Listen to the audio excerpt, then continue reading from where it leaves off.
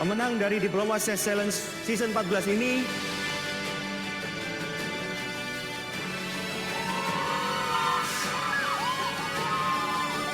Challengers, bagaimana mereka harus berjalan sendiri, membawa sebuah pesan yang menjadi tujuan ketika mereka memulai, yang menjadi purpose awal yang mereka jaga hingga sampai di tujuan. Entrepreneurship is a lonely journey.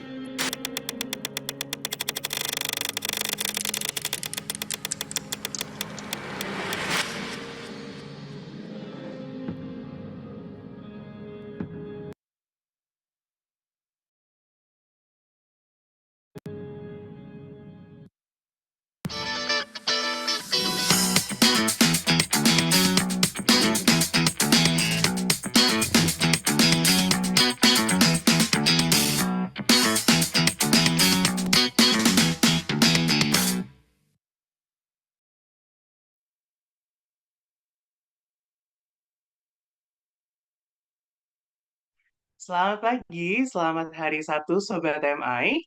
Kembali lagi bersama saya Hanif dalam Mark Plus Goes to Campus episode ke-123. Nah, hari ini saya akan menemani Sobat MI selama 90 menit ke depan.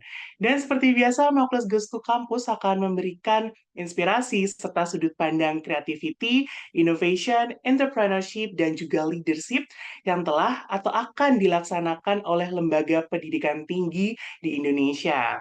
Nah, terlebih dahulu saya akan menyapa speaker yang telah hadir pada pagi hari ini. Yang pertama, Bapak Giovanni Alexander selaku Senior Product Manager dari Markless Institute. Selamat pagi, Pak Gio. Selamat pagi, Pak Hanif. Baik, nanti Pak Gio akan sharing terkait dengan konsep CIELT, Bapak Ibu semuanya. Lalu, Sobat MI, sebelum kita masuk ke sesi pertama, saya juga akan menyapa beberapa narasumber yang telah hadir bersama kita pada pagi hari ini. Yang pertama, selamat pagi Pak Winca Eskom MM selaku Rektor 1 University. Selamat pagi Pak Winca. Pagi Pak Hanif, senang bisa bergabung pagi ini. Terima kasih Bapak. Nah, tentunya Pak Winca akan sharing-sharing Bapak Ibu semuanya terkait dengan bagaimana beliau membangun kampusnya. Speaker kita yang tak kalah hebat yaitu Bapak Dr. Rinaldi, STMBA, selaku Wakil Rektor 3 Universitas Cokro Aminoto, Yogyakarta. Selamat pagi Pak Rinaldi. Selamat pagi Mas Hanif. Selamat Salam pagi kenal Bapak. semua. Nanti Ya. Pak Rinaldi juga akan diskusi bersama Pak Gio ya Pak ya terkait dengan pengembangan kampus Universitas Cokroaminoto Yogyakarta.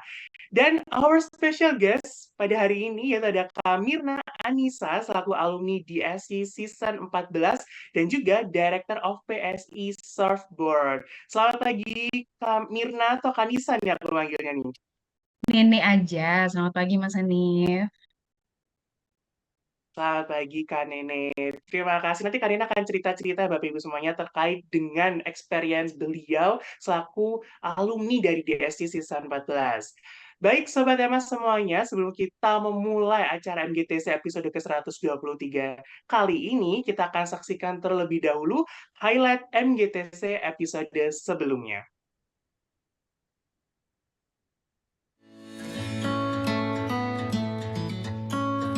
Case study method ini lebih banyak kolaborasi, komunikasi yang terbangun gitu. Kemudian tidak kalah penting ada self-awareness, ternyata 36% lebih efektif.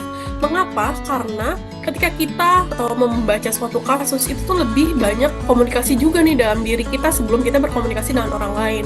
Bertanya, mengapa ya tokoh ini bisa menjalankan seperti ini? Mengapa ya bisa terjadi strategi yang seperti ini? Teman-teman tuh cuma butuh treatment aja sebenarnya. Dan soalnya kenapa banyak orang-orang yang even lulusan SD bisa sukses di market, karena mereka tahu lapangannya gimana. Dan kita tuh cuma butuh itu sebenarnya. Kurikulum dikembangkan sesuai dengan kebutuhan industri dan tren global, mencakup teknologi terkini seperti kecerdasan buatan, analisis data, dan teknologi hijau. Kemudian fokus pada riset dan inovasi. Bahwa peluang untuk menjadi karyawan itu mungkin memiliki peluang yang sangat sempit sekali.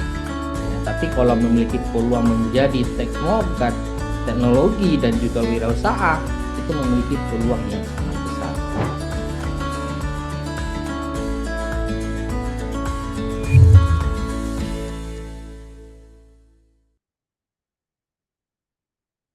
Bapak Ibu semuanya, tadi adalah highlight MGTC episode sebelumnya.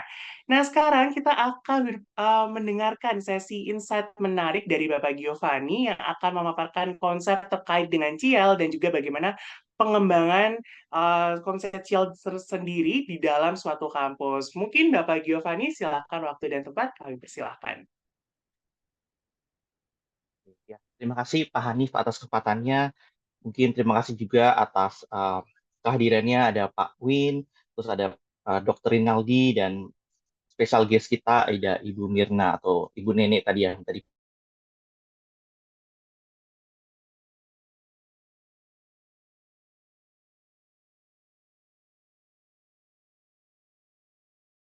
dipantau. Kita bisa bersaing dengan Unify-nya sebagai kayak kompetitor, tapi kan kita sebagai university ingin mendapatkan jumlah mahasiswa yang lebih banyak mungkin, atau enggak kita bagaimana ya supaya lulusan kita menjadi yang terbaik dibandingkan lulusan yang lainnya.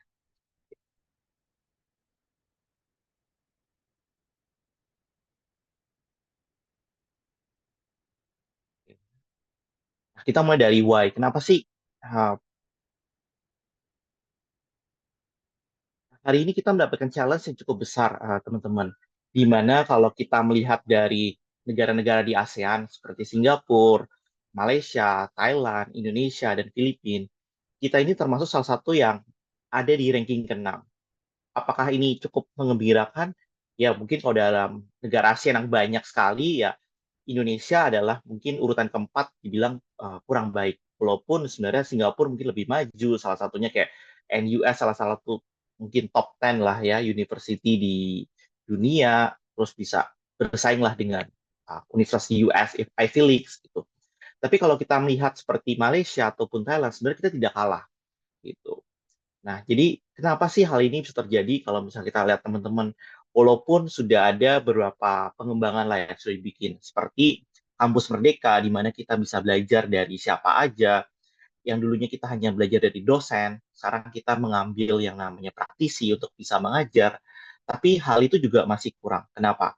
Karena kita masih fokus belajar kepada yang namanya textbook, terus kemudian kita praktek gitu. Tapi kita tidak mengenal seperti apa sih industri ini berada atau enggak bagaimana sih industri ini menuju kemana gitu. Misalnya seperti dalam marketing ini saat ini kita sedang menuju ke dalam namanya AI marketing ataupun digital marketing, tapi kadang-kadang kita masih nyaman gitu dalam bidangnya kita. Merasa kalau kayaknya mahasiswa ini cukup dengan ilmu seperti ini bisa bersaing dengan lulusan lainnya.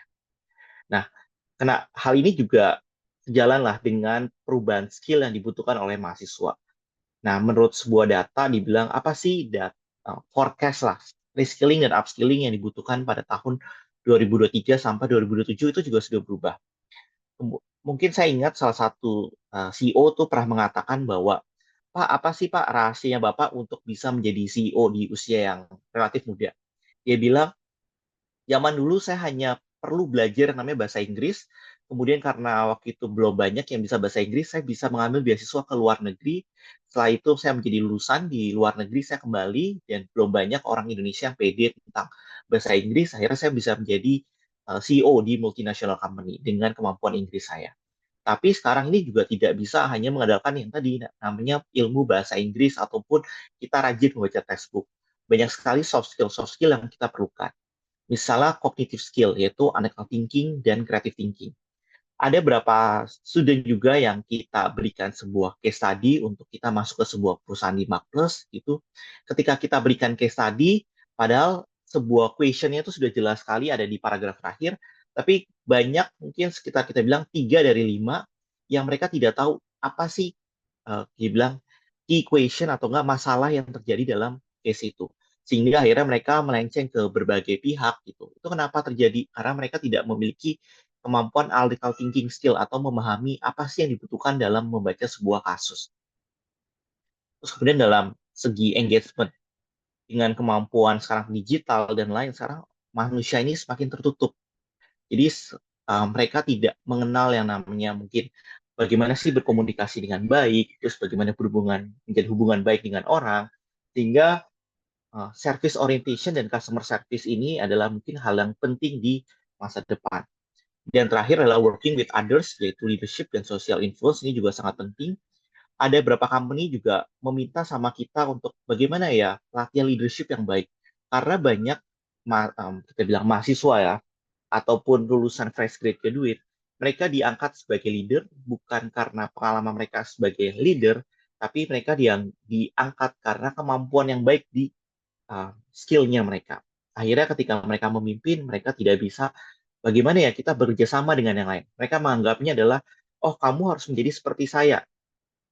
Jadi ketika saya sebagai leader ingin memimpin, saya mengharapkan adalah semua orang itu menjadi saya untuk menjadi mirroring dengan saya. Padahal setiap orang itu adalah unik dan tidak bisa membuat semua orang itu menjadi seperti saya atau sebagai leader. Tapi bagaimana kita sebagai leader dapat mengembangkan kemampuan anaknya yang unik tersebut untuk bisa beradaptasi dengan lingkungan kerja yang baik.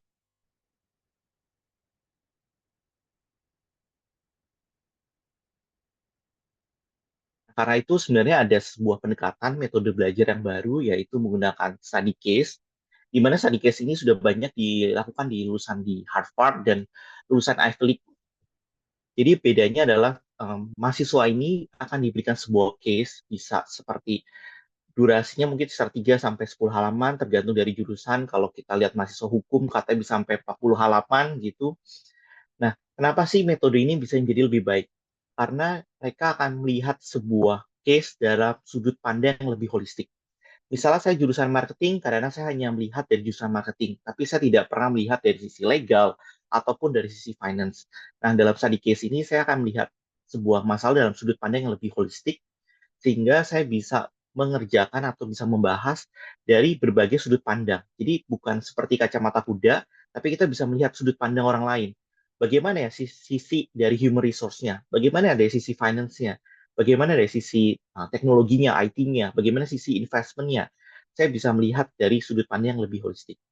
Terus kemudian karena ini sifatnya sedikit, saya bisa mencari jawaban yang lebih baik dari teman-teman saya. Saya bisa membangun hubungan dengan teman-teman saya. Kadang-kadang kita ini merasa, oh saya ini yang sudah benar sendiri. Padahal belum tentu jawaban kita yang terbaik. Kita perlu melakukan diskusi dengan teman-teman kita. Atau kadang-kadang kita sebagai dosen merasa, oh kita ini yang terbaik.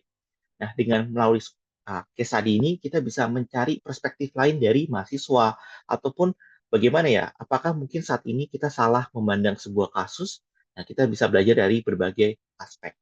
Dan 36% kita bisa mengembangkan self-awareness.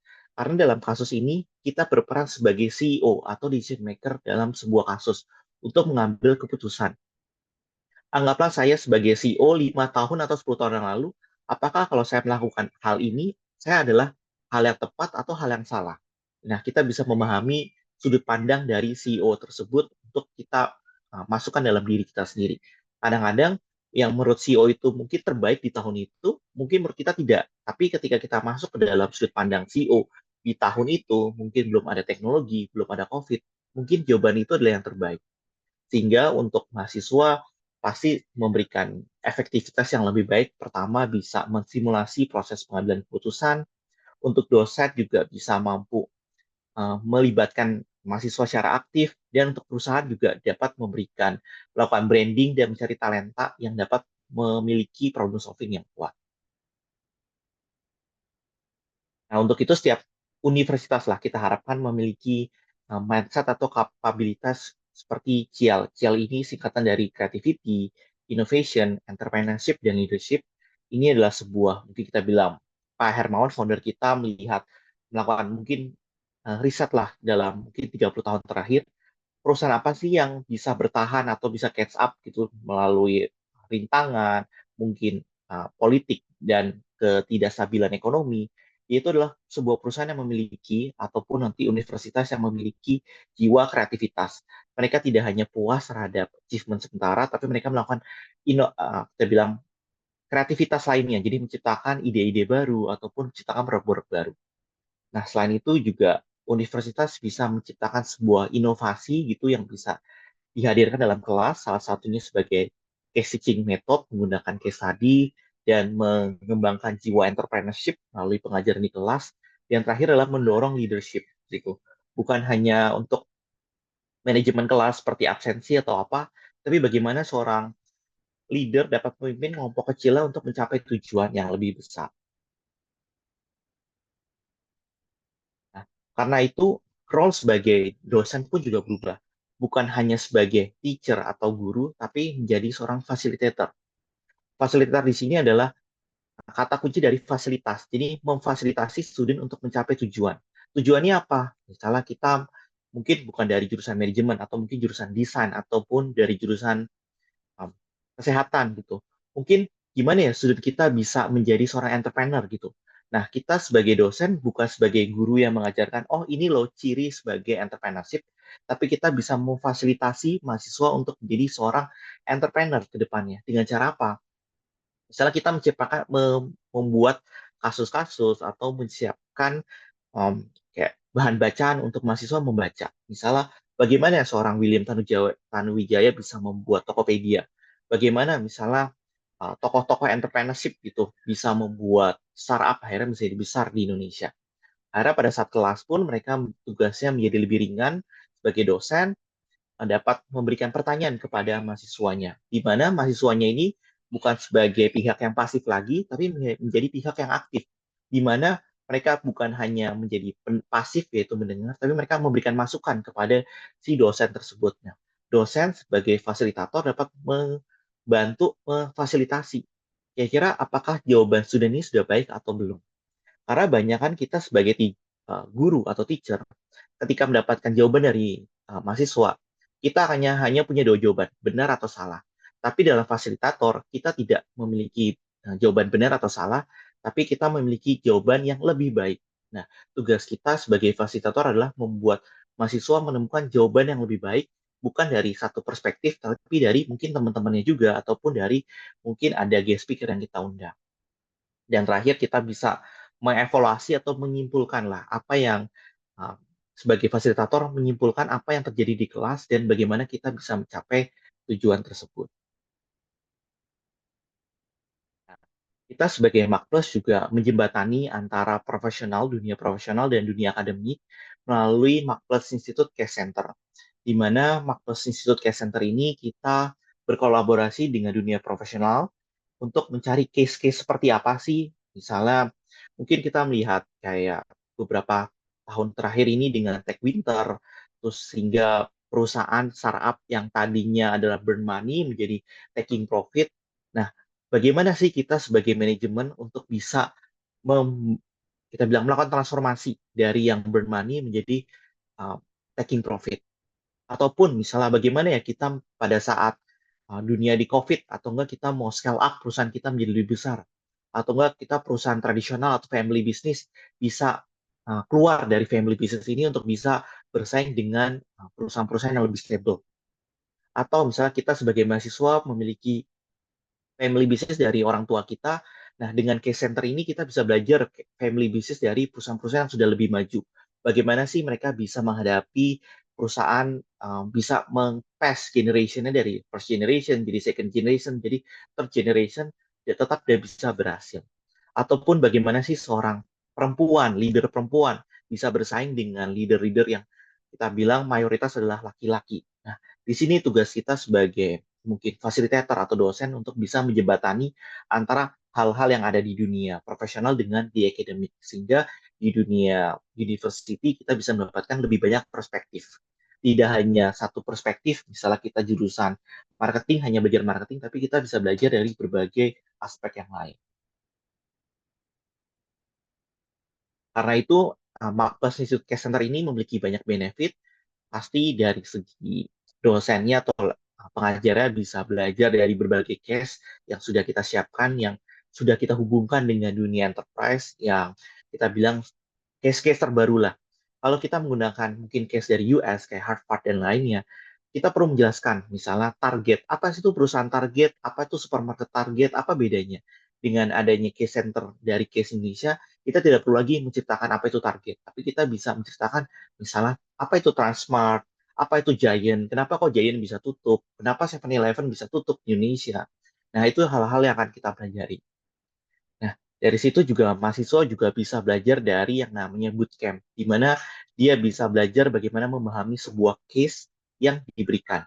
Jadi bukan lagi menceritakan apa case tersebut, tapi melakukan analisa.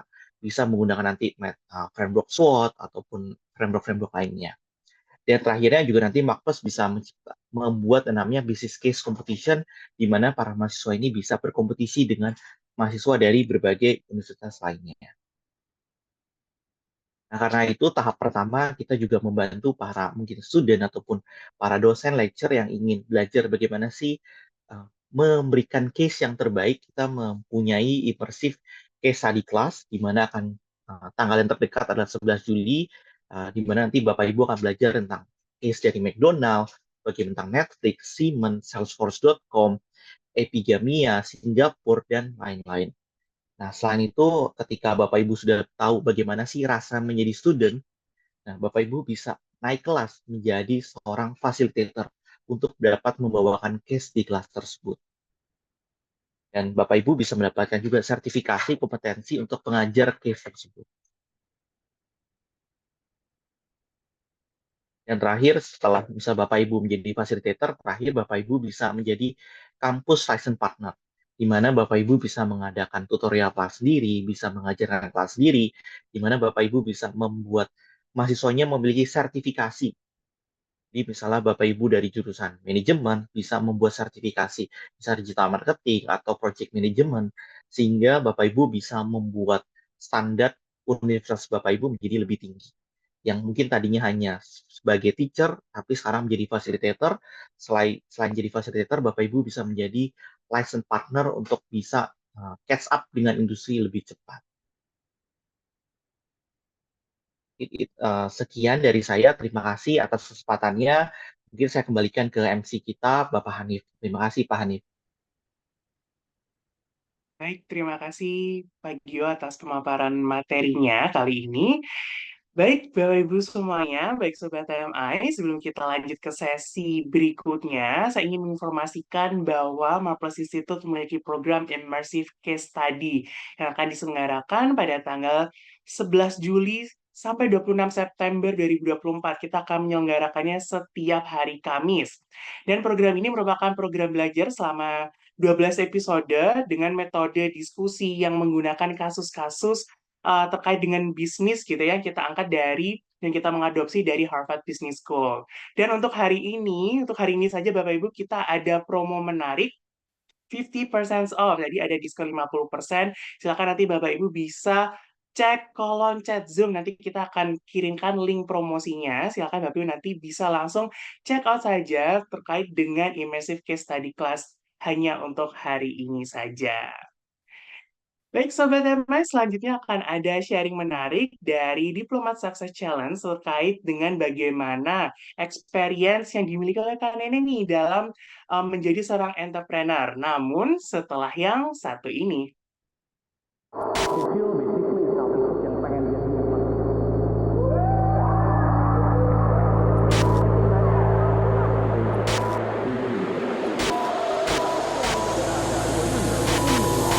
Pemenang dari Diplomat Success Challenge Season 14 ini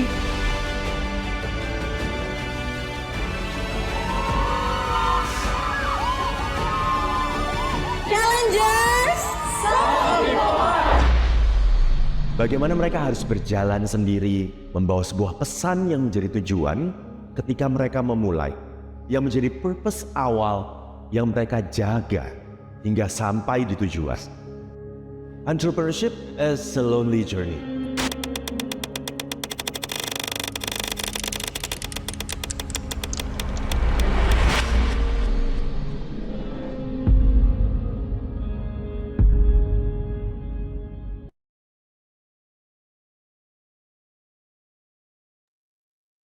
Ya, baik. Terima kasih Mas Alif. Saya masih suka deg-degan loh kalau ngelihat video DSC itu. Oke, saya siapin dulu deh bentar ya.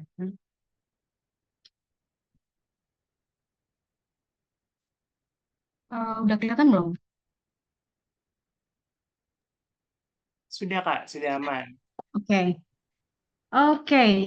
Halo semuanya, selamat pagi. Terima kasih untuk Matpos dan DSC atas kesempatan yang luar biasa ini. Sebenarnya saya mau sharing sedikit aja cerita tentang pengalaman saya di perusahaan PSI Surfboards. Tapi boleh deh kita jalan ya. Oke. Saya kenalan dulu ya. Oke, saya Mirna Anissa, biasa dipanggil Nini. Saya domisili di Surabaya. Sekarang saya menjabat sebagai director di PSI Surfboards dan Core Industries. Saya juga owner dari beberapa bisnis online, food and beverage. Tahun lalu saya menjadi Big Eight Grand Finalist di DSC Season 14. Lalu kegiatan saya sekarang kemarin menjadi guest lecturer di UWIKA, Universitas Widya Kartika untuk 1 semester. Lalu ya begitu. Salam kenal semuanya. Nah, mungkin dari teman-teman di sini atau Bapak Ibu di sini belum pernah tahu apa sih PSI, bukan yang partai itu ya Bapak-Bapak, Ibu-Ibu. Jadi PSI itu adalah Primal Surf International. Kami adalah surfboards manufacturer yang berlokasi di Surabaya. Dan apa sih bedanya sama pabrik-pabrik surfboards yang bukan pabrik ya, industri surfboards yang ada di Bali seperti itu. Nah, kalau di PSI sendiri kami membuat surfboards itu dari awal hingga akhir. Jadi kalau biasanya teman-teman di Bali itu memang kebanyakan dulunya import untuk membeli blanks-nya. Kita menyebutnya blanks, itu barang setengah jadinya itu jadi dari polyurethane foam. Seperti itu. Nah, di tempat kami membuat sendiri di pabrik gitu. Jadi kami juga salah satu dari 8 blanks manufacturer di dunia. Seperti itu. Lalu, ya di belakang ini adalah tim saya. Itu, oke. Nah, saya mau sharing sedikit aja tentang materi, sedikit aja sih, tentang operational excellence. Ya, untuk yang pertama sebenarnya konsep yang saya pakai banget sebenarnya di perusahaan saya, yaitu tentang fondasi awalnya adalah konsepnya yang memegang peranan penting dalam mencapai target kesuksesan jangka panjang dalam bisnis gitu. Bukan hanya tentang melakukan pekerjaan dengan baik ya kalau di tempat kami, tapi juga mengejar standar yang tinggi dalam setiap operasional yang ada di perusahaan kami seperti itu. Goals-nya tentu untuk bertemu atau melampaui customer expectation melalui improvement yang terus-menerus di operational seperti itu. Nah, untuk yang key component sendiri sebenarnya ini bisa dibaca di sini ada Lean Thinking, Six Sigma, TQM dan Continuous Improvement. Nanti saya akan jelaskan sedikit apa yang saya lakukan di PSI gitu. Nah, kalau untuk di Lean Thinking sendiri, saya memegang teguh tentang value, bagaimana saya melakukan segala sesuatunya yang penting untuk customer seperti itu. Jadi saya benar-benar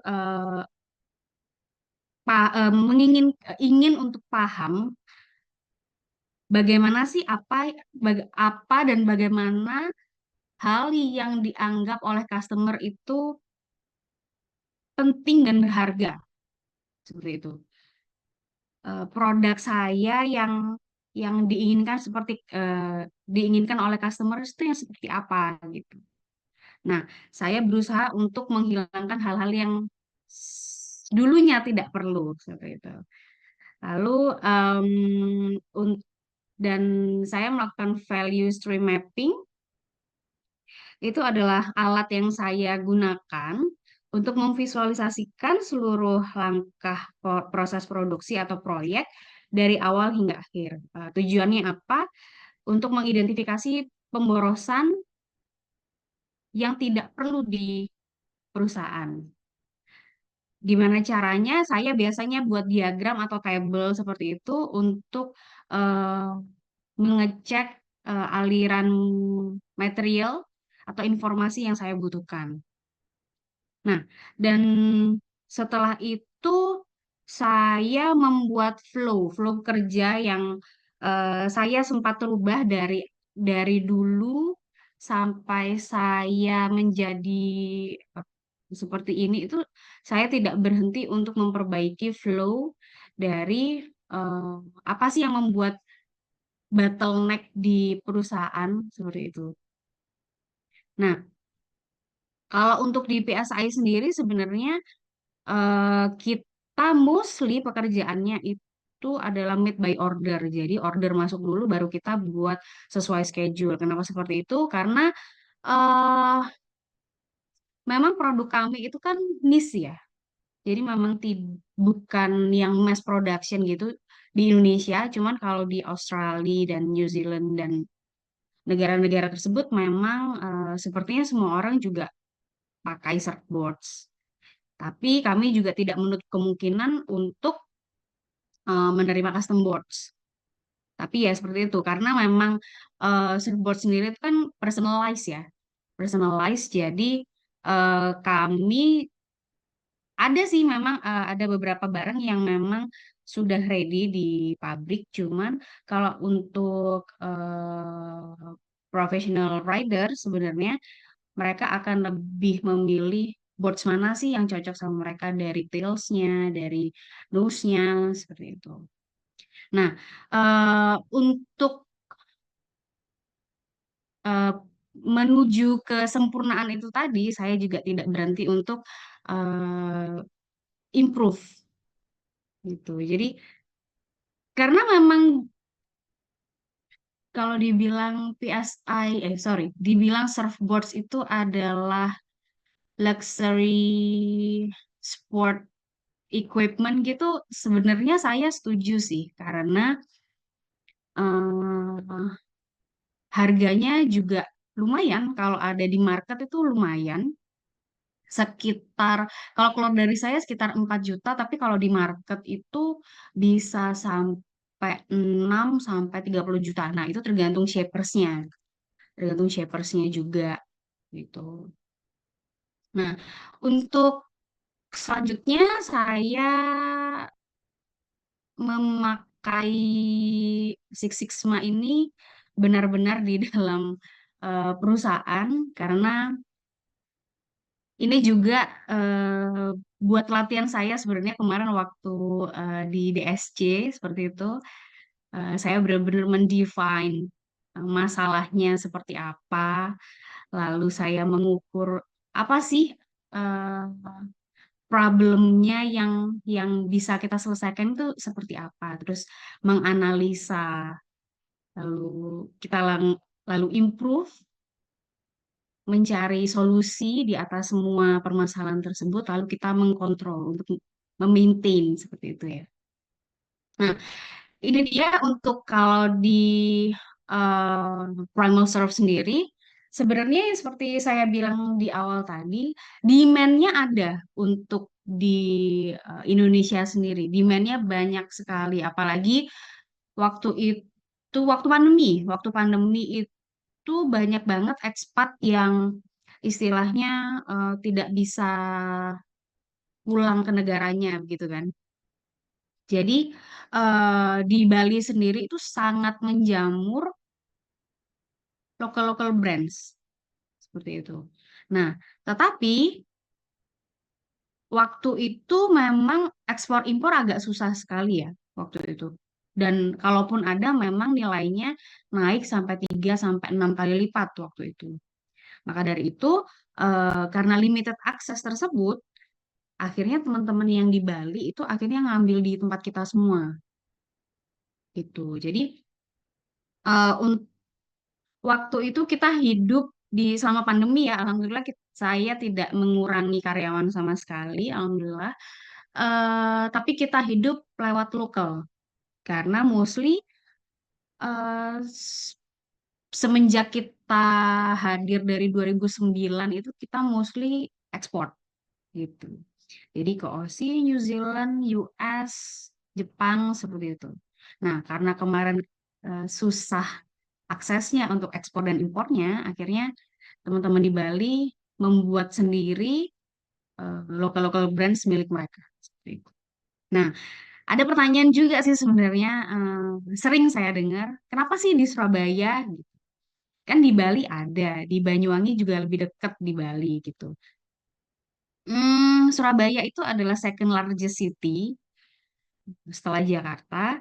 Lalu aksesnya, kebetulan tempat kami itu di Margomulyo, mungkin ada yang tahu orang di Surabaya di sini. Margomulyo itu dekat dengan pelabuhan gitu. Jadi untuk akses dan distribusinya itu sangat mudah ya, sangat mudah. Dan waktu itu memang belum ada sama sekali perusahaan blanks yang ada di Indonesia yang besar seperti itu.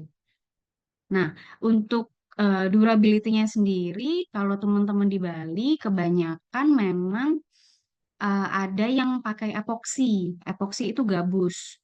Nah, kalau tempat kami itu polyurethane foam, jadi fiber gitu. Untuk kekuatannya jelas lebih kuat polyurethane foam. Gitu. Nah, ini yang kita lakukan. Jadi kita menjadi supplier, distributor, produsen untuk keperluan market yang ada di lokal dan internasional. Yang tadi saya sebutkan sebelumnya, kami adalah satu dari 8 perusahaan blanks manufacturer yang ada di dunia. Gitu. Nah, untuk tahun ini, alhamdulillah, kami juga sudah merger sama salah satu biggest blanks manufacturer juga gitu dari Aussie, dan saya boyong ke Surabaya gitu. Nah, untuk aksesnya jelas lebih mudah karena tidak perlu mengeluarkan biaya import ya, custom clearance seperti itu gitu. Jadi hanya ngambil di Surabaya, pakai tracking dan segala macam itu sudah aman. Dan untuk harga pengiriman juga sangat terjangkau ya daripada kita yang import. Ekspor lebih murah gitu. Nah, untuk economic support-nya, kami ini sekarang mempunyai sekitar 60 karyawan, 60 sekian karyawan. Nah, itu ada banyak dari orang-orang sekitar yang ada di pabrik gitu. Masyarakat sekitar yang ada di pabrik. Nah, sebelum-sebelumnya di daerah tempat kami itu di daerah barat itu daerah-daerah yang istilahnya banyak apa ya, orang-orang yang dipandang sebelah mata. Jadi dari yang sering masuk ke penjara dan segala macam. Nah, beberapa dari teman-teman kami itu yang memang pengangguran dan tidak punya skill gitu. Nah, kami mengajak mereka untuk bekerja di tempat kami. Lalu, alhamdulillah sekarang mereka punya skill dan punya penghasilan yang cukup untuk keluarga mereka gitu. Nah, untuk sport industri sendiri, kebetulan kami juga sering scouting untuk teman-teman atau adik-adik yang usianya di bawah 15 tahun. Nah, itu kita nurture, kita latih, kita sponsorin, istilahnya seperti itu, agar dilatih, agar nanti bisa menjadi atlet. Nah, jadi memang engagement PSI sendiri sih bukan hanya melulu tentang sales ya, gitu. Jadi stakeholder di dalamnya dan juga teman-teman adik-adik yang kita sponsorin sekarang itu melalui training yang mumpuni dengan boards yang bagus, yang cocok untuk mereka seperti itu. Nah, ini balik lagi ke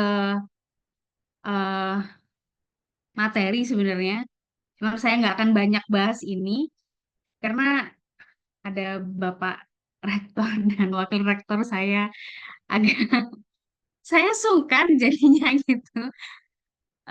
Oke, jadi mungkin bisa saya bahas sedikit aja ya Pak, mohon izin. Nah, untuk TQM sendiri sebenarnya saya memang fokus ke customer awalnya. Saya memang fokus ke customer, apa sih yang menjadi permintaan customer seperti itu. Nah, saya bawa balik ke dalam pabrik, saya bertanya kepada karyawan, apa ya yang bisa membuat perusahaan kita itu memenuhi standarnya mereka gitu. Nah, lalu kita juga membuat satu sistem untuk memproses flow itu tadi menjadi efisien, jauh lebih efisien. Nah, sistemnya itu saya masukkan pelan-pelan dengan strategik yang lumayan alot ya, karena gini, perusahaan kami itu kan sudah dari 2009 dan culture-nya itu dari pemimpin sebelumnya itu luar biasa apa ya? Tidak efisien menurut saya gitu. Nah, akhirnya saya di situ harus ambil decision yang cepat waktu itu untuk mempertahankan. Lalu saya mengkomunikasikan ke teman-teman di perusahaan, lalu kita mengimprove, lalu akhirnya alhamdulillah menjadi seperti sekarang ini. Gitu. Nah, ini sebenarnya sama seperti yang tadi, cuman iya, saya memang kalau di pabrik saya nggak bisa Pak, Bu, untuk buat surfboards. Jadi saya lebih ke approach ke customer. Apa sih yang yang lagi hit sekarang? Masalahnya apa sih produk kita? Apa ada komplain atau gimana gitu. Jadi di situ saya punya tim yang expert untuk pembuatan surfboards-nya sendiri. Di situ kita menggodok supaya kita bisa lebih improve dari hari ke hari gitu. Nah, kalau misalnya saya ngebahas tentang 10 core operational excellence ini, kalau prinsip pribadi saya sebenarnya adalah memanusiakan manusia gitu. Jadi saya respect setiap individu, setiap stakeholder yang ada di perusahaan, dan itu yang membuat teman-teman akhirnya, oh iya ya, dengan bekerja di sini, dengan bekerja di perusahaan ini itu bukan bukan hal yang mudah juga, bukan juga hal yang menyiksa, kami tidak ada kerja rodi segala macam. Akhirnya jauh lebih maju daripada 10 tahun sebelumnya, Pak. Jadi kalau 10 tahun sebelumnya itu kita masih di bawah UMR banget gitu. Jadi ketika saya masuk menjadi, waktu itu saya operational manager sebelumnya. Saya masuk di sini tuh 2013. 2013 saya masuk, di situ saya langsung mengajukan ke manajemen dan shareholder bahwa mau tidak mau karyawan di sini paling tidak harus UMK gitu. Dan karena di tempat kami itu kan juga ada berhubungan dengan mesin, ada juga langsung handmade seperti itu, mau tidak mau harus ada fasilitas kesehatan. Nah, waktu itu saya juga langsung mengajukan tentang BPJS. Nah, di situ sih akhirnya lumayan kaget mereka karena foundernya kan kebetulan bukan orang Indonesia. Jadi shareholder kami itu dulu ada 13 dan itu expat semua, nggak ada sama sekali yang orang Indonesia. Lalu ketika saya mengajukan proposal yang tentang UMK dan BPJS tersebut, mereka kaget. Maksudnya ini kan mereka hanya buruh, gitu. Mereka hanya buruh dan saya bilang saya nggak mau karena mereka juga manusia, mereka butuh makan, mereka butuh dihargai juga, gitu. Mereka butuh dijaga karena kita tidak akan bisa memproduksi segala macamnya ini kalau tidak ada karyawan, tidak ada mereka-mereka ini, gitu. Nah, di situ, nah di sini, kalau misalnya kita ngomongin yang Azure Quality and Source dari teman-teman karyawan itu saya benar-benar untuk memastikan tentang kualitas ya, gitu. Nah, lalu saya fokus di prosesnya, bagaimana caranya untuk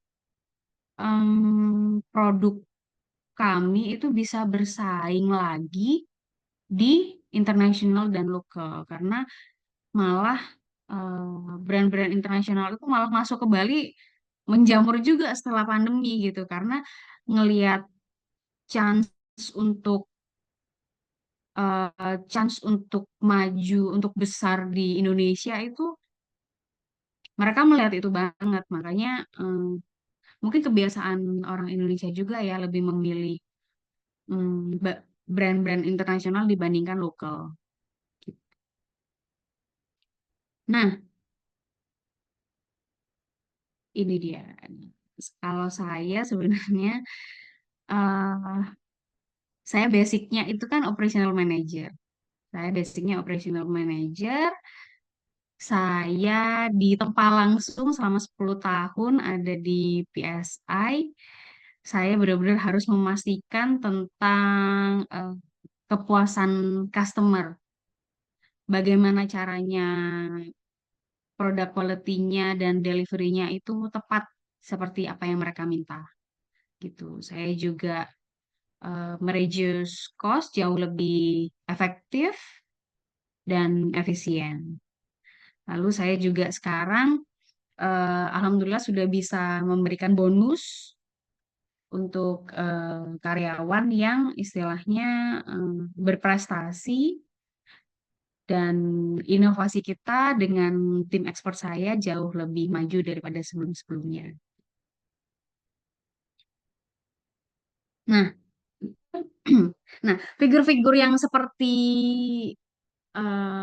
saya as a operational itu yang membangun berjalannya sebuah tim dari hasil yang solid gitu. Dan gimana caranya kami bisa mengidentifikasi untuk perbaikan dan pengembangan strategi untuk meningkatkan efisiensi. Mentor, as a manager, as a supervisor, bagaimana kita membuat sistem baru serta memastikan sistem yang sudah ada itu sudah berjalan lancar. Nah, ini yang saya lakukan di PSI. Gitu. Waktu itu sebenarnya pertama kali saya datang 2013 itu saya ditinggal oleh semua founder dan former director. Dan waktu itu eh, saya ditinggalkan hutang itu sekitar 5 sampai 6 miliar waktu itu. Nah, dari 4 sampai 6 miliar, 5 sampai 6 miliar itu berhasil saya selesaikan dalam jangka waktu 8 bulan. Gitu. Nah, waktu itu ketika saya ditinggal begitu aja itu kayak waktu itu saya ingat banget saya langsung ambil kunci mobil.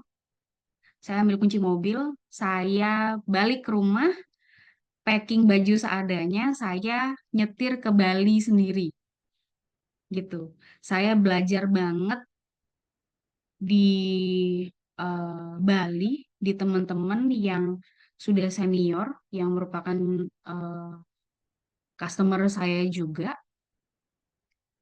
Lalu saya belajar langsung bagaimana cara untuk membuat surfboards yang benar gitu. Apakah yang saya lakukan, apa yang kita lakukan kemarin salah? Enggak, tapi akhirnya saya tahu bahwa sistem yang diterapkan dulu itu ternyata tidak efisien dan itu takes longer dari yang seharusnya gitu. Kalau dulu saya kapasitas produksinya dalam sehari ya, saya bilang kalau sehari itu dulu cuman 20 boards. Dan kalau sekarang karena saya memakai sistem baru itu sekarang bisa hampir 60 boards.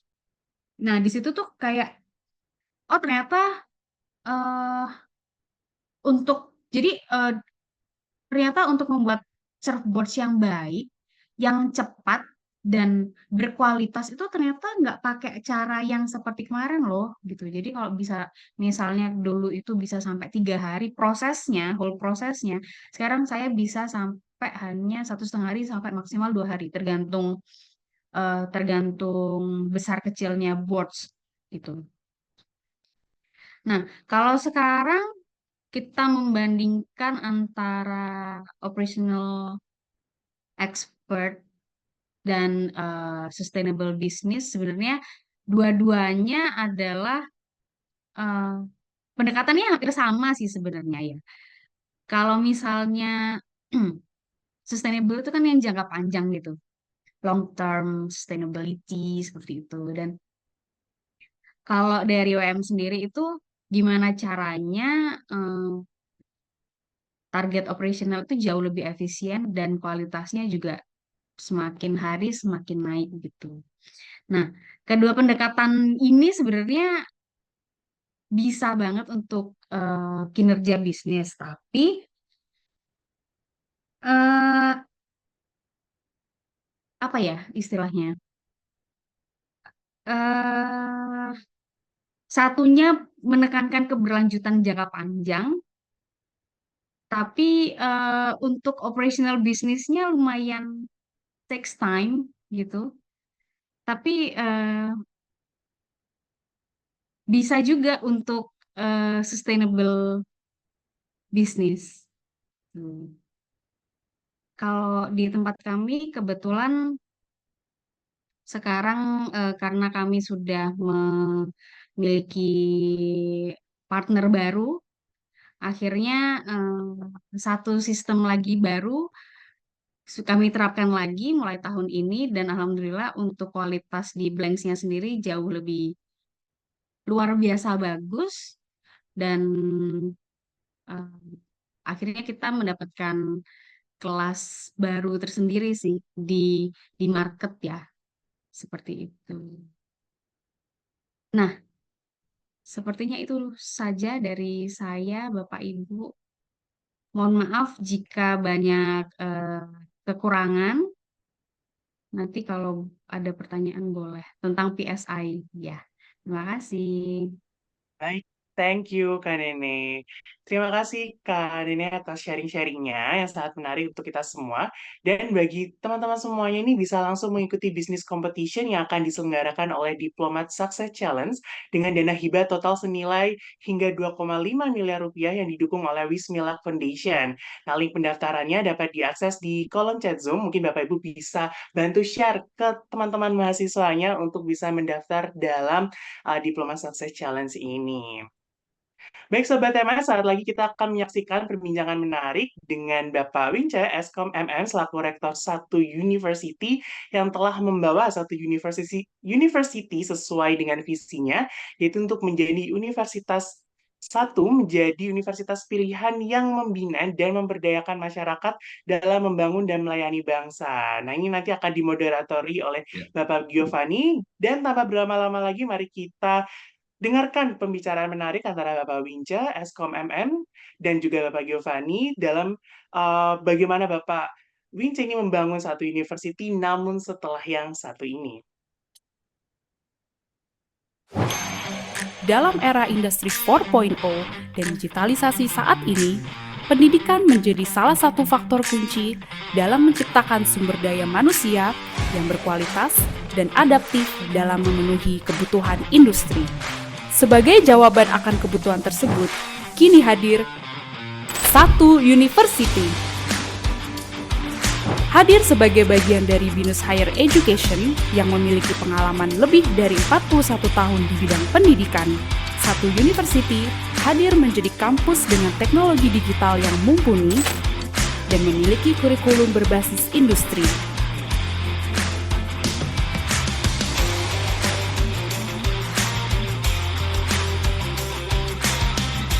Mulai langkahmu dan daftar sekarang. Satu University, satu langkah lebih maju.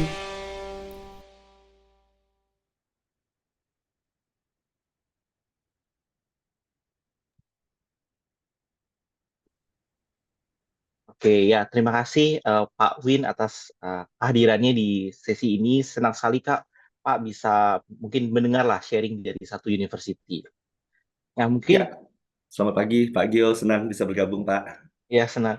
Kebetulan saya juga alumni BINUS juga mungkin ya, member Ya. BINUS Higher Education juga. Jadi pingin nih dengar kira-kira Pak Win gimana sih, mungkin apa sih bedanya sama BINUS ini satu university dan ada tagline-nya satu langkah lebih maju. Nah, apa yang sih dilakukan untuk membuat lebih maju nih para studentnya? Silakan Pak Win. Ya, Pak Gio, ini talk show atau boleh saya share screen sekarang beberapa Iya, silakan, cerita? boleh, silakan Pak, boleh share screen saat. Ya, oke. Sebentar, Bapak Ibu, mohon izin saya share screen sekilas.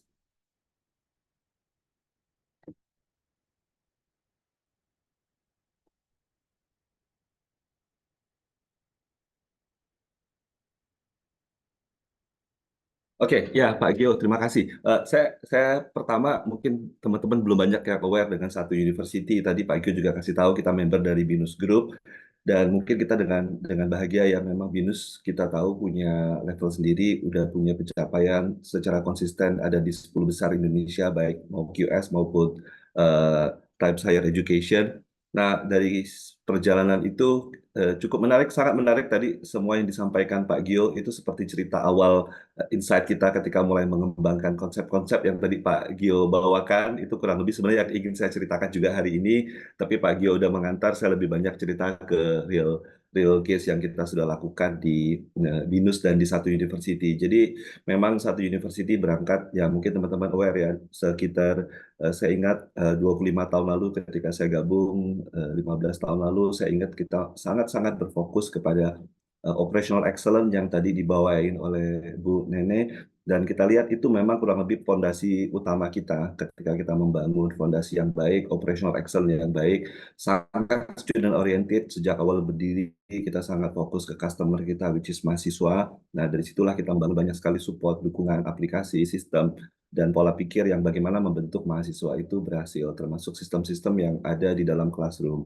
Nah, keberhasilan yang kita implementasikan di BINUS University secara teknologi, aplikasi, sistem, proses bisnis, dan semuanya kita melihat ini baik. Kita ingin lebih banyak yang bisa merasakan, lebih banyak yang bisa menikmati pendidikan yang berkualitas, berbasis teknologi, dekat dengan industri, network yang baik ini lebih banyak lagi. Dari situlah BINUS mendirikan adik lah kita bilang ya Pak Gio ya, kita mendirikan adik kita satu university, kita pusatnya ada di Kota Bandung, satu university yang mungkin lebih banyak fokus ke kita bilang menjangkau lebih luas karena kita dengan kualitas yang baik, lebih terjangkau, dan kita akan hadir di banyak kota di Indonesia karena kita berharap kita ingin kota-kota di Indonesia juga berkembang maju dengan kita hadir di sana. Ya bersyukur kita dapat izin support juga dari pemerintah. Selain kampus utama di Kota Bandung, kita sudah hadir juga di Pontianak, dan baru-baru ini kita juga diberi izin untuk hadir di Kota Palembang. Jadi kita akan berjalan di 3 kota, kira-kira seperti itu Pak Gio gambaran kita tentang satu university. Jadi satu university secara penuh sistem dan apapun hal-hal baik yang ada di BINUS kita terapkan di dalam satu university, dan itu beberapa hal yang ingin saya cerita hari ini. Nah, luar biasa tadi, ini pengantar aja, mungkin yang berikutnya ya. Mungkin tadi saya nggak banyak pengantar, kayaknya Pak Gio udah cerita banyak di awal ya, Pak Gio tadi bicara. Cuman implementasinya seperti apa? Ketika Pak Gio cerita tentang bagaimana CIL itu diimplementasikan, sangat nyata kita di satu uni maupun di BINUS University, kita tertuangkan seluruhnya dalam kurikulum yang sangat mendukung kreativitas, sangat mendukung inovasi, sangat mendukung leadership. Salah satu yang paling nyata adalah kita bicara memang nanti saya ceritakan apa bahan pengajaran kita tuh rapi gitu ya. Jadi kita setiap sesi materinya jelas, rapi, terstruktur, videonya kita siapin, bahannya kita siapin. Kenapa itu penting? Karena sebenarnya kalau dilihat kita yang paling kanan kita sangat menekankan kepada project based learning dan case study juga. Kenapa project based learning yang tadi Pak Gio jelaskan, dalam 10 tahun terakhir kita betul-betul fokus bagaimana membangun project based learning dan case study. Di satu uni bahkan di tiap semester kita menyusun ada mata kuliah khusus dengan berbasis project, itu mandatory. Kita siapkan dengan baik project base-nya, bahkan beberapa kita adopsi dari case real, seperti apa industri akan jalanin, dan kita pecah menjadi group work. Nah, kita lakukan itu. Contoh nyata misalnya saat ini, semester ini yang baru lewat, saya ngajak analisa perancangan sistem informasi. Ketika analisa dan perancangan sistem informasi, yang kita lakukan adalah kita betul-betul ambil satu perusahaan real, kita bagi menjadi beberapa grup real. Dari beberapa grup itu mereka akan merasakan tim A akan fokus ke front end-nya, tim B fokus ke dalam restonya, tim C fokus ke kitchen-nya, tim D fokus ke booking dan online segala macam, sehingga mereka mulai merasakan. Banyak yang berkomentar, kita betul-betul paham tidak lagi teori apa itu teamwork, apa itu collaboration, tapi di sini mereka merasakan betul-betul membangun sistem yang lengkap dari ujung ke ujung, integrasi seperti apa. Pembelajaran di kelas jauh lebih efektif karena kita menekankan kolaborasi, kita menekankan diskusi yang lebih nyata. Jadi case study dan project yang tadi Pak Gio cerita, kita betul-betul implementasi. Kenapa konten yang baik itu menjadi penting? Karena ketika kita lihat, wah, waktu pengajarannya memang lebih pendek, itu tapi bisa di-backup dengan video-video based learning yang kita udah siapkan. Anak-anak ketika sebelum kuliah udah terbiasa, ketika mereka dapat case study, clue-cluenya sebenarnya ada di materi hari itu yang mereka bisa dapatkan jauh-jauh hari. Biasa kita 2 minggu sebelum perkuliahan pertama, mereka udah dapat lengkap seluruh bahan kuliah kita, dari PowerPoint, video, slide, segala macam. Kita lihat video-video ini sangat membantu mereka. Jadi kita paham mereka akhirnya akan terdorong untuk belajar, karena begitu di kelas, case study itu akan bisa dapat clue-nya, bisa dapat petunjuknya, bisa dapat teorinya, bisa dapat pemahamannya dari video-video based learning, tapi di kelas akan jadi efektif. Kita banyak fokus ke case study, diskusi case study, mereka group discussion, sehingga kita bukan lagi satu arah dosen yang memberikan ilmu, tapi mereka yang dipaksa untuk mengeluarkan pola pikir. Pola-pola itu yang selalu kita terapkan di BINUS Group, khususnya di satu university. Mungkin yang paling kiri kita geser, mungkin bicara design thinking. teman-teman mungkin kita paham ya, culture di Indonesia tidak semua terbiasa dengan pola seperti ini. Pembelajaran yang lebih mendorong anak-anak yang untuk aktif, anak-anak yang mengeluarkan ide dan pemikirannya. Kita di semester awal kita selalu ada satu mata kuliah wajib yang jalan di seluruh satu university, itu kita sebutnya design thinking. Mungkin teman-teman berasa, oh design thinking udah populer kok, udah umum. Tapi bagaimana implementasi design thinking yang baik? Ketika di semester awal kita latih mereka dengan design thinking, bagaimana mereka berpikir kritis, verifikasi, cycle, jadi berpikir solusi, discuss untuk solusi, begitu dapat verifikasi lagi. Jadi mereka lebih banyak berpikir solutif, tidak berpikir secara terima aja, karena ini jadi dasar. Karena mereka ketika kita latih design thinking, di dalam perjalanan mereka berkuliah berikut-berikutnya, mereka akan terbiasa memanfaatkan pola-pola pikir design thinking untuk case study, real project, sehingga mereka jauh lebih siap di lapangan. Termasuk mungkin kita implementasi juga enrichment program. Tadi Pak Gio juga cerita MBKM gitu ya. Kita cukup bangga karena kita yang pertama kali gagah berani 2014 mulai implementasi Kampus Merdeka. Versi kita yang kita sebut enrichment. Lalu dari sana kita mulai konsep internship 1 year di industri lewat konsepnya, atau 1 year di incubator untuk masuk ke dalam incubator, untuk masuk ke dalam pola-pola entrepreneur. Nah, tadi Pak Gio juga cerita soal bootcamp ya. Kita di incubator kita punya bootcamp, bahkan mahasiswa secara rutin kita bekali dengan bootcamp-bootcamp. Kita baru bulan lalu ngadain bootcamp barengan dengan Kompas dan TikTok untuk membiasakan anak-anak terbiasa dengan series bootcamp sehingga mereka dilatih dengan sesuatu yang lebih real. Jadi memang enrichment program kita 10 tahun ini kita banyak belajar bagaimana kolaborasi dengan industri.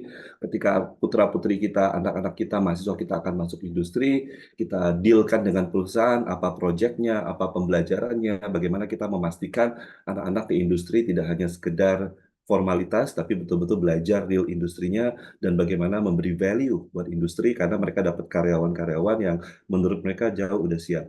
Kita punya banyak success story, bahkan salah satu mahasiswa saya langsung dia kerja di salah satu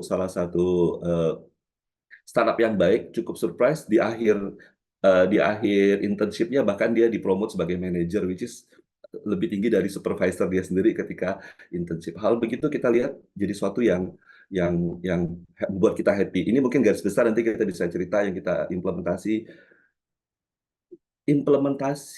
inovasi, creativity itu harus by design. Itu tidak insidental. Kalau kampus hanya campaign cerita, kita mendorong dosen disuruh, tapi ya kita tidak kontrol, tidak siapkan, ya itu omong kosong. Jadi memang by design kita harus bangun yang baik.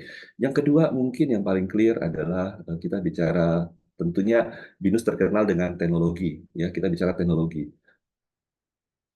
Kenapa teknologi ini penting? Kita contoh nyata ya, otomatis putra-putri kita, anak-anak di SU kita dari awal kita kenalkan dengan teknologi-teknologi terkini. Artificial intelligence misalnya kita train khusus mereka bagaimana bekerja atau berkuliah atau memanfaatkan artificial intelligence. Mungkin banyak kampus malah khawatir dengan ini. Kita ngelihat ini adalah masa depan, ini adalah futures. Kita bicara tools berbasis digital. Ketika saya mengajar project manajemen dari sejak awal, saya mewajibkan anak-anak menggunakan Trello dan Jira. Itu tools yang mungkin saat ini biasa bagi kita di industri, sehingga anak-anak tidak akan kaget dan tidak kagok lagi, oh ini yang biasa dipakai di industri. Teknologi-teknologi itu akan jadi masa depan, tidak lagi jadi kekhawatiran.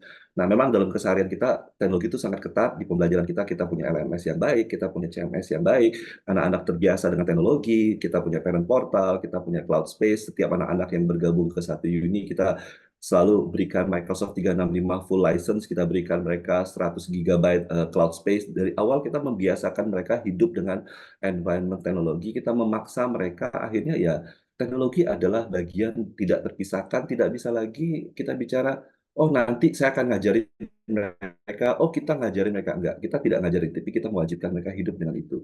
Dua hal yang di atas mungkin agak unik ya, administrasi perkuliahan kita dan layanan kemahasiswaan kita semuanya berbasis teknologi. Mungkin tadi Bu Nenek cerita tentang pentingnya operational excellence. Ketika seluruh operational excellence kita dijalankan berbasis aplikasi, berbasis sistem yang bisa termonitor dengan baik, satu hal yang positif yang kita lihat dari teman-teman ini, banyak sekali yang cerita, ketika kita masuk industri, perusahaan melihat kita tuh inovatif loh, karena kita terbiasa pakai aplikasi sehingga banyak aspek di dalam organisasi kita malah yang mengusulkan, kenapa ini tidak didigitalkan? Jadi karena mereka hidup sehari-hari selama di kampus berbasis digital, ketika mereka masuk industri, mindset digital, pemikiran digital, konsep solusi digital, layanan digital itu melekat. Sehingga itulah yang menjadi sesuatu yang berguna buat mereka. Kira-kira itu gambaran besarnya kenapa implementasi teknologi yang selama ini jadi kekuatan Binus Uni, kita betul-betul turunkan, betul-betul kita maksimalkan, dan itu jadi terbiasa. Termasuk di classroom, kita juga paham ya, mungkin pandemi usai, yes, pandemi udah selesai, tetapi penggunaan tools-tools yang sangat mendukung, salah satunya Zoom kayak kita pakai hari ini, Miro, Padlet, Figma, Canva, itu tidak lepas. Bahkan makin strong dan makin kuat. Sejak hari pertama, bahkan di freshman program kita kenalkan anak-anak dengan yang namanya Figma, Canva, Padlet, Miro, dan lain-lain. Dia bahkan freshman program ketika mereka belum masuk baru kita kenalkan. Kenapa? Nanti kita bukan ngajarin ini, nanti Anda pakai ini loh. Kalau nggak bisa, problem gitu. Nah, mereka terbiasa. Bahkan kadang-kadang kita ketemu anak-anak yang kaget, yang pakai authenticator-nya 365 aja nggak biasa. Loh, ini apaan? Nah, lama-lama mereka sadar, inilah masa depan, inilah teknologi. Jadi kreatif, teknologi itu menjadi bagian integrated sehingga mendorong mereka bagaimana bekerja lebih efektif, lebih efisien, dan kreatif. Nah, tentunya ini juga pastinya kita harus kuat, mungkin pendekatannya, kita kuat dari secara dukungan teknologi, fasilitas, pendekatan mengajar, kita punya kelas-kelas yang mungkin tidak lagi sama dengan dulu, kita punya kelas kreatif yang lebih banyak diskusi. Kita bersyukur kita bagian dari Binus Group juga, karena di Binus Group itu mungkin satu-satunya kampus yang punya divisi khusus yang unit yang khusus memikirkan metode pengajaran, pendekatan pengajaran, approach pengajaran yang cocok untuk anak-anak milenial, yang cocok untuk subjek-subjek tertentu, sehingga implementasi itu kita jalankan. Jadi pendekatan di kelas itu adalah pendekatan yang lebih cocok ke anak-anak milenial, penguatan diskusi, creative thinking, itu kita sangat dorong di kelas. Jadi memang kita pikirkan dengan baik, masuk ke kelas dengan pola-pola yang baik. Jadi orang suka bicara milenial ini generasi strawberry lah atau apa, tapi kita tidak lihat itu di Binus. Karena kita lihat mereka adalah generasi yang kreatif, sangat dekat dengan teknologi, fast worker, mereka begitu fast thinking, ingin nuangin ide, pola pikir yang sangat, ya kita harus menyesuaikan, jangan sampai kita paksa mereka masuk ke pola pikir lama yang malah akhirnya mengekang kreativitas mereka, menutup pola pikir mereka, dan ya banyak hal lain. Ya, dan tentunya ini tadi yang saya bilang ya, bicara tentang eh, enrichment, bicara internship, kita kolaborasi dengan banyak pihak ya, termasuk di dalamnya industri, UMKM, pemerintah, perguruan tinggi lain-lain, kita banyak kolaborasi. Tadi saya bilang kita baru mengadakan incubator di tempat kita pelatihan, kita bicara bootcamp kita disupport langsung oleh Revoyu, sama disupport langsung dari Grid Nusa, dan Revoyu bantu kita dalam kolaborasi bersama. Kita lihat luar biasa kok, Makplus seperti Makplus dan teman-teman yang lain punya passion yang sama untuk membangun Indonesia yang lebih baik. Baru minggu lalu kita diskusi dengan Temasek Foundation, bahkan ingin support kita dalam beberapa kegiatan social activity, dan saya rasa itu sesuatu yang luar biasa, dan kita lihat kolaborasi ini akan baik. Nah, termasuk UMKM, karena satu university sangat fokus bagaimana kita dimanapun kita hadir, UMKM itu harus jadi yang pertama berkembang dan bertumbuh. Nah, tapi memang dalam perjalanannya kita happy ya. Tadi Makplus cerita punya case center gitu ya, luar biasa. Kita di Binus sama Pak, kita punya case center juga. Case center itu yang membantu kita mendefinisikan create case study, buat case study. Kita juga langganan Harvard Business Review, tapi ya Pak Gio udah jelasin, tidak semua di Harvard bisa implement. Kita juga punya tim khusus yang memang bangun case study. Kita setiap mata kuliah, bahkan beberapa mata kuliah yang kita pilih setiap semester akan berbasis project. Kita siapkan project brief yang baik dan rapi, disupport oleh tim dari case centernya kita. Kira-kira itu gambarannya, tapi kurang lebih menarik sekali. Pak Gio tuh kayak ceritain apa yang saya mau cerita, Pak Gio. Ini yang saya mau ngomong, tapi mungkin secara implementasi itu yang kita udah lakukan ya. Kita sejalan lah Pak Gio, kira-kira ya mungkin sepemahaman ya, karena Pak Gio dulu juga Binusian, mungkin banyak hal-hal yang kurang lebih merasakan, walaupun mungkin waktu itu belum semaksimal sekarang gitu. Ya, gitu gambarannya Pak Gio. Semoga ada insight sedikit. Oke, terima kasih Pak. Banyak banget insight yang saya dapetin gimana kita bisa ngembangin university. Mungkin pada saat saya student ya, saya baru dapat kayak MBKM-nya lah. Waktu itu 3+1 kan ya sistemnya. Terus tiba-tiba perjalanan dengan cepat, waktu itu cukup kacau dan lain, tapi Binus bisa mengatasi lah dengan baik, sehingga kayak akhirnya bisa lulus lah dengan tepat waktu, dengan nilai yang juga cukup baik. Nah, sekarang juga saya melihat perubahannya sangat cepat dan baik sekali. Tadi dibilang ada design thinking, Miro, Jira itu juga sangat kepakai sekali di industri. Mungkin itu Pak, terima kasih atas sharingnya. Mungkin karena keterbatasan waktu, mungkin saya kembalikan ke MC kita, Bapak Hanif. Oke, baik. Terima Terima kasih kasih Pak Pak Gio. Gio dan Pak Wicca sudah sharing-sharing dan diskusi terkait dengan apa saja yang sudah dilakukan di satu university. Baik Sobat MA, saat lagi kita akan menyaksikan perbincangan menarik lainnya yang datang dari Bapak Dr. Rinaldi ST, MBA selaku Wakil Rektor 3 Universitas Cokro Aminoto Yogyakarta yang telah membawa Universitas Cokro Aminoto Yogyakarta sesuai dengan visinya untuk menjadi universitas yang terkemuka, Islami, berjiwa kebangsaan, dan berwawasan global. Nah, nanti akan dimoderatori kembali oleh Pak Giovanni. Saat lagi kita akan menyaksikan bagaimana Bapak Dr. Rinaldi ST MBS selaku Wakil Rektor 3 Universitas Cokro Aminoto Yogyakarta dalam membangun kampusnya, namun setelah yang satu ini.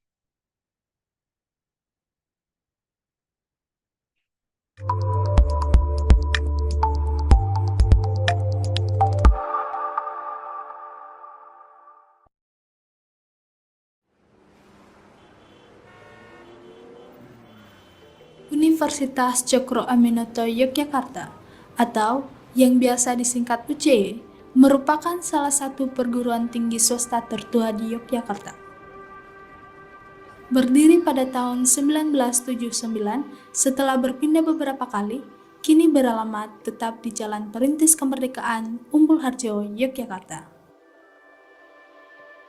Dalam perjalanannya, UCY telah melahirkan ribuan lulusan yang tersebar di hampir seluruh wilayah Nusantara dan telah bekerja di beberapa sektor, baik swasta maupun negeri. Sehingga UCY tumbuh menjadi perguruan tinggi swasta yang hingga saat ini masih eksis. Saat ini, UCY memiliki 5 fakultas dengan 8 program studi yang hampir semuanya berstatus akreditasi B atau baik sekali, dan akreditasi institusi yang baik sekali. UCY mempunyai visi menjadi universitas yang terkemuka, Islami, berjiwa kebangsaan dan berwawasan global. Untuk mewujudkan visi tersebut, maka saya mengajak segenap sivitas akademika untuk bekerja sama demi kemajuan Universitas Cokro Aminoto Yogyakarta.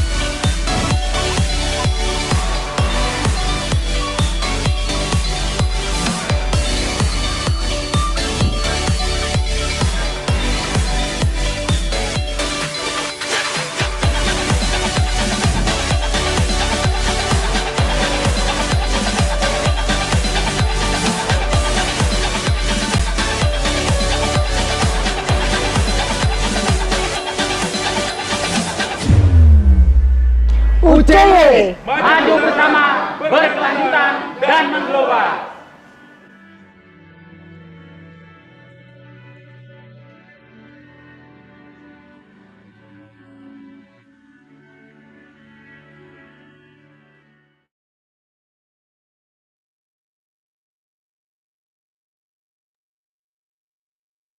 Oke, terima kasih atas kesempatannya. Hari ini juga kita kedatangan tamu juga, ada Dr. Rinaldi. Terima kasih Pak sudah hadir di sesi ini.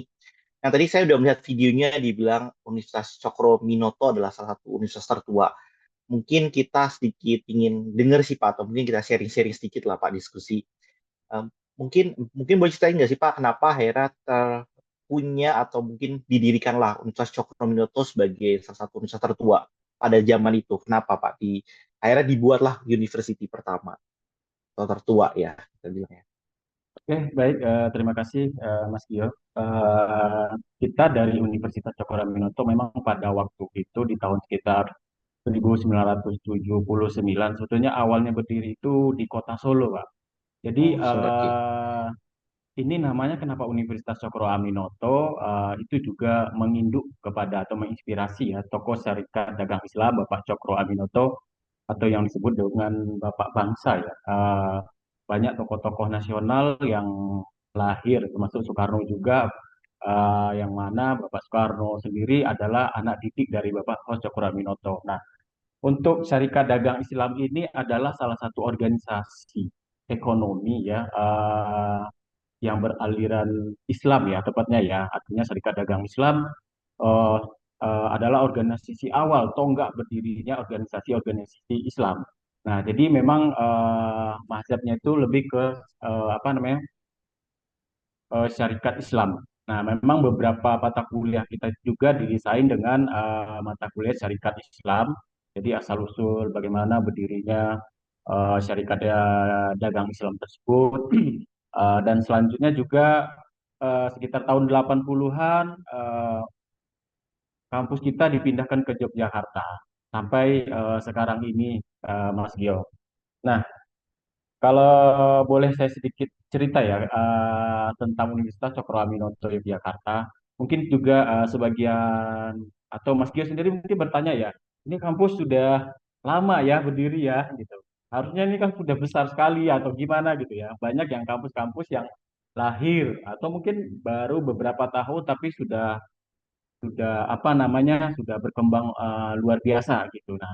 Nah, memang beberapa dekade lalu itu memang sih universitas kita itu karena ini kampus mazhabnya itu adalah apa namanya sebuah organisasi besar. Terkadang dalam pengelolaan organisasi itu terkadang banyak macam apa namanya berbagai macam hal yang terjadi ya.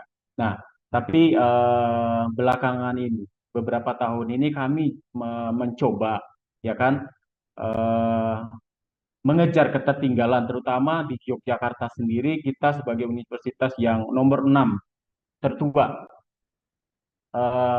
jauh tertinggal dari kampus-kampus lainnya. Nah, tapi dalam beberapa tahun ini kita sudah melakukan hal-hal yang luar biasa, termasuk sebetulnya kita mau dibawa kemana sih? Posisi target market kita itu seperti apa? Nah, seperti tadi yang dibilang di apa namanya informasi dari Pak Wi Rektor 1. Ada beberapa kampus seperti satu university itu mungkin target marketnya adalah kalangan ekonomi menengah ke atas ya. Nah, berbeda dengan kita dari Universitas Cokro Aminoto Yogyakarta karena kita merasa bahwa kampus ini adalah bagaimana mengembangkan perekonomian rakyat, terutama rakyat menengah ke bawah ya. Nah, kalau kita lihat dari segi sekarang ini kita tahu bahwa angka pendidikan kasar kita itu jadi kalau perumpamaan ada 1 juta orang calon mahasiswa yang atau artinya anak-anak SMA yang lulus pada tahun ini hanya yang berkuliah itu sekitar 33 sampai 40%-an. Nah, artinya apa? Ada sekitar 400 ribuan itu lulusan SMA yang mereka tidak kuliah. Nah, sebetulnya alasan mereka kuliah itu kenapa? Tidak kuliahnya itu kenapa? Rata-rata adalah karena faktor ekonomi.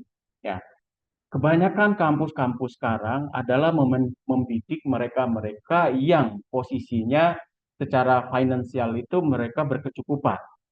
Tapi bagaimana dengan adik-adik kita, anak-anak SMA kita, yang mereka secara finansial tidak berkecukupan? Kita tahu bahwa universitas negeri misalnya, sekarang hampir semua universitas negeri, terutama yang berbadan hukum, luar biasa menyedot adik-adik lulusan SMA ya. Ada yang satu universitas negeri itu sampai mahasiswa barunya 12.000, 13.000, 10.000 gitu. Sehingga ini universitas-universitas swasta itu sekarang tuh lagi susah ya, lagi kita nyebutnya karena segmen mereka itu diambil oleh PTN-PTN semua. Nah, tapi bagaimana dengan adik-adik kita yang mereka tidak lolos PTN, ya kan? Mereka tidak lolos di universitas-universitas swasta yang secara jelas orientasinya sudah jelas sekali bahwa yang berkuliah itu harus punya keuangan yang cukup dulu gitu. Nah, itu banyak sekali adik-adik kita yang akhirnya mengubur mimpi mereka untuk berkuliah. Nah, kami mencoba dengan cara melalui edukasi dengan dunia pendidikan, bagaimana adik-adik kita yang tidak tersentuh oleh lembaga-lembaga pendidikan yang lain ini yang coba kami rangkul. Jadi mayoritas mahasiswa yang kuliah di kampus kami itu 80% itu mereka dapat jalur beasiswa. Jadi mulai dari beasiswa KIP, beasiswa yayasan, beasiswa orang tua asuh, banyak sekali beasiswa-beasiswanya. Nah, di kampus kita itu juga biaya kuliah kita itu juga murah sekali. Karena apa? Kita berharap bahwa adik-adik ini tadi mereka mau berkuliah. Karena jangan ya apa namanya? Kalau kita bicara, kita lihatlah sekarang ini banyak sebagai case study tidak menjamin seorang itu ketika dia berkuliah di kampus terkenal, di kampus mewah, sementara motivasi untuk jauh lebih baik dan untuk lebih majunya itu kurang. Ternyata mereka kalah kok dengan anak-anak yang hanya lulusan SD, lulusan SMP, atau lulusan SMA, atau lulusan-lulusan kampus kecil. Nah, itu kita sudah lihat sendiri bahwa alumni-alumni kita juga tidak kalah-kalah baiknya. Padahal mereka adalah background-nya adalah secara ekonomi itu tidak mampu, secara finansial. Tapi berkat kuliah di UCY, motivasi-motivasi yang kita berikan luar biasa. Banyak sekali sekarang yang jadi pengacara, jadi hakim, jadi jaksa. Kalau yang jurusan hukum, ekonomi, jadi pengusaha juga banyak. Yang punya ratusan pegawai dan karyawan juga banyak. Yang jadi kalau jurusan FKIP kita, mereka juga ada yang jadi kepala sekolah dan jadi segala macamnya. Jadi itu membuktikan bahwa adik-adik kita yang tidak punya finansial yang baik, orang tuanya mereka sebetulnya target ini juga harus ada yang memperhatikan, ya kan? Karena, nah ini yang coba kami ambil, sehingga apa? Pertumbuhan kampus kami tidak seperti kampus-kampus besar yang lainnya dengan fasilitas-fasilitas yang wah gitu. Jadi tapi alhamdulillah berkat adanya kampus kami, adanya ribuan alumni-alumni kami. Nah, alumni-alumni juga salah satu faktor juga mereka yang kita luar biasa ya kalau kita sebut bahwa alumni kita itu sangat luar biasa supportnya terhadap kita.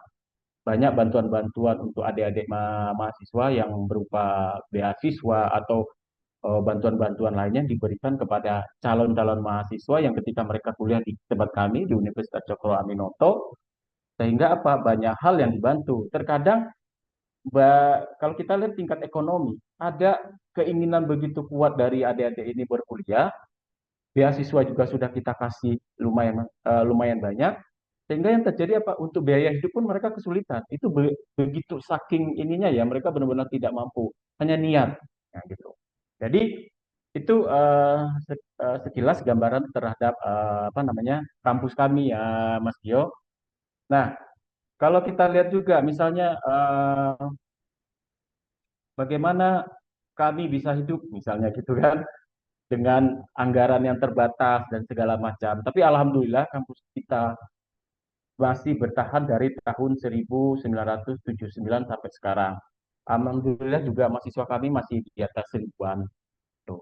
Nah, jadi memang kalau kita lihat dari dari dosen, terutama kita lihat dari tenaga pengajar kami, Di kita juga sudah banyak yang sudah doktor. Biasanya mereka melalui beasiswa dari pemerintah atau kalau tidak tuh ya juga dari beasiswa apa namanya biaya sendiri. Jadi memang dokter-dokter kita juga biaya sendiri itu juga luar biasa banyak sendiri. Karena apa? Termotivasi. Jadi memang niat awalnya begitu kami ngajar di Universitas Cokro Aminoto adalah bagaimana kampus ini tetap terus tumbuh dan tumbuh sehingga kami Bapak membantu banyak atau mungkin jutaan adik-adik yang mereka tidak tersentuh oleh kampus-kampus lainnya. Nah, sementara mereka juga pengen hidup mereka berubah. Nah, jadi berangkat dari niat itulah kami sendiri sehingga mengajar itu ya ibarat kata tuh lillahi ta'ala ya. Jadi biar itu bagian dari amal kami ya. Nah, rata-rata kita di dosen di kampus Universitas Cokro Aminoto juga mereka sebetulnya punya usaha sampingan. Jadi mereka ada yang jadi pengusaha atau ya intinya mereka punya bisnis ya sebagai penunjang finansial sehari-harinya. Nah, disitulah kami dari kampus ini mengatur ya bagaimana caranya kampus kami ini tetap eksis, tetap hidup, banyak membantu orang. Ya salah satunya adalah aturan-aturan yang kita berikan kepada dosen itu mungkin tidak sekeras kampus-kampus yang lain di mana misalnya setiap hari ke dosen harus masuk pukul 8 sampai pukul 4 sore. Nah, di kami tidak. Bagi kami adalah bagaimana dosen itu bertanggung jawab dengan apa namanya niat baiknya mereka. Ya, tentu tidak kita juga masih mengawasi proses belajar mengajarnya eh, apa namanya para dosen-dosen ini tadi. Nah, seperti itu. Nah, terus kalau kita lihat misalnya juga dari segi mahasiswa kami. Nah, di mahasiswa kami yang luar biasa itu, kami begitu berpromosi ke daerah-daerah misalnya, kami meyakinkan sekolah-sekolah, orang tua bahwa yang bisa merubah nasib kita itu hanya kita, tidak ada orang lain, ya. Bahwa modal itu nomor sekian, yang penting niat dulu. Nah, kami biasanya begitu ada itu kuliah di tempat kami akan tanyakan, tuh, eh, kalian jangan jadi beban orang tua. Kita harus sadar bahwa posisi keluarga, keuangan keluarga kita itu tidak mencukupi untuk biaya kuliah ataupun misalnya biaya kehidupan sehari-hari. Nah, kami selalu menganjurkan kepada adik-adik itu kalian harus bekerja part time, ya. Kita lihat di luar negeri aja mahasiswa-mahasiswa walaupun secara finansial mereka bagus, mereka tetap part time, ya kan? Kalau kita lihat mahasiswa S2, S3 aja di luar negeri mereka kerja part time. Nah, itu yang semangat itu yang kami munculkan ke adik-adik itu sehingga mereka apa?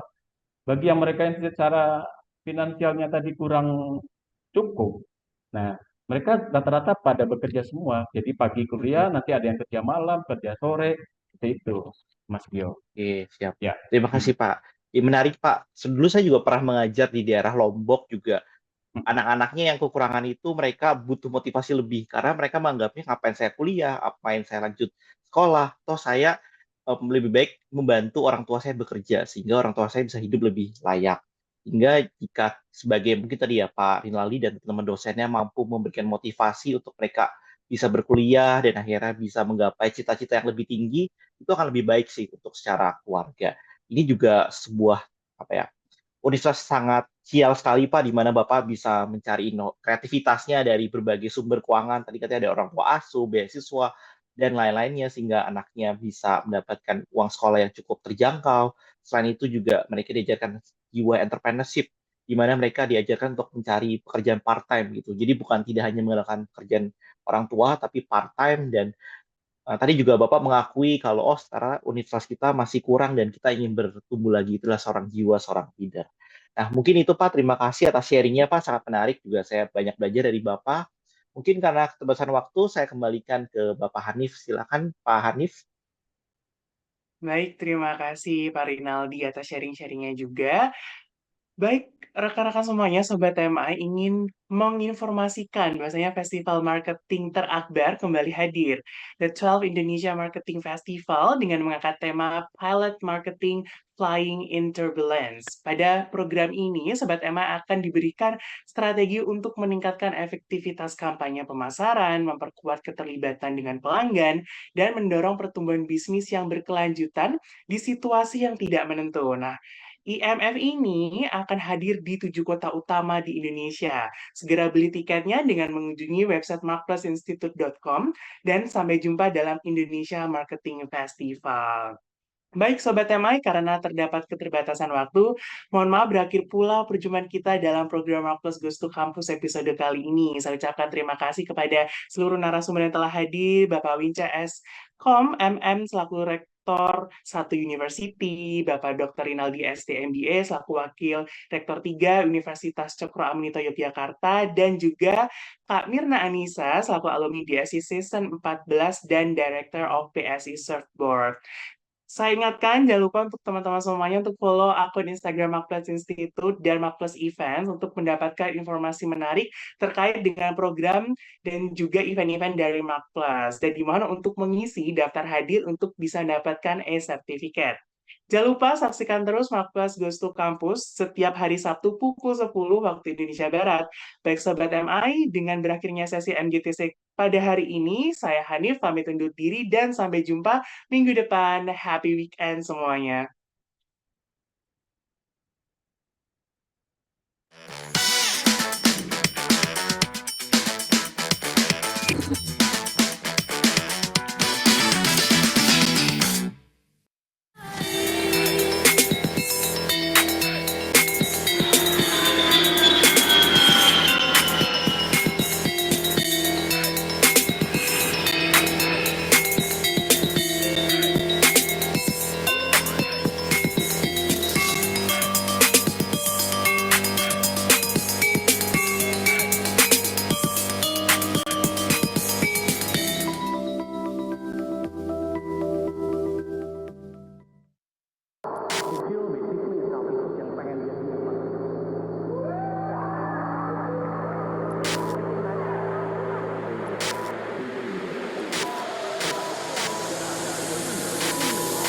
Pemenang dari Diploma Excellence Season 14 ini